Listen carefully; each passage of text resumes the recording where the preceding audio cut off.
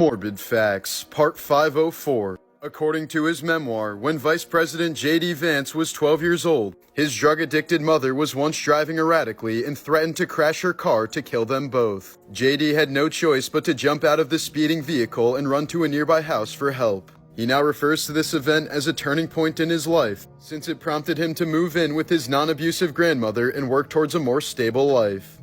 In the year 2000, Mexican woman Ines Ramirez performed an hour-long C-section on herself after suffering 12 hours of constant pain. Using a large kitchen knife, she made a 7-inch vertical incision and pulled the baby boy out of her own uterus. Despite no prior medical training, both Ramirez and her baby miraculously survived. In 1996, 16-year-old Travis Lewis pleaded guilty to the murder of Sally McKay. While seeking closure, Sally's daughter Martha visited Travis several times in prison and eventually forgave him for killing her mother. When he was released on parole 23 years later, Martha allowed Travis to move in with her and gave him a job as groundskeeper of her estate.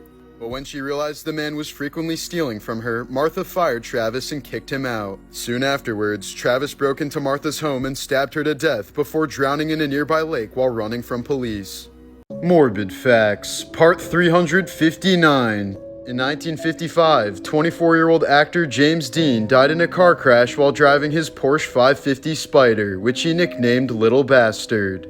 After the accident, the car was towed to a garage in Los Angeles, and while it was being repaired, it fell off its jack and crushed a mechanic's legs. The engine and transmission were later sold to 2 professional racers, both of whom later crashed their vehicles during the same race and were seriously injured. The car's tires were also sold, and the new owner was eventually killed in yet another car crash. Over time, the stories of deaths and injuries associated with the car led to rumors of a curse. Some believed that the car was haunted and that anyone who came into contact with it would suffer misfortune. But in 1960, the car disappeared while being transported from Miami to Los Angeles. The car has never been found, and its whereabouts remain a mystery to this day.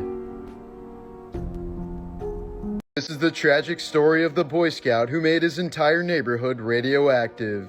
Nicknamed the Nuclear Boy Scout, David Hahn was a teenager from Michigan who was obsessed with nuclear radiation. When he was only 15, David attempted to build a nuclear reactor in his backyard shed, using radioactive material from household items including vintage clocks, smoke detectors, and gun sights. Within 2 years, David had built a functioning reactor which gave off enough radiation to be detected throughout his entire neighborhood. David was soon caught by police when they found hazardous materials in his car during a routine stop and thought he was building an atomic bomb. When David's shed was raided by the EPA, they determined that his project had created dangerous levels of radiation, leading them to dismantle the building and classify it as hazardous waste. This mugshot from 2006 shows David covered in sores as a result of his extensive exposure to radiation. This, combined with continuous legal and mental health issues, led to David's early passing at the age of 39 from an accidental overdose.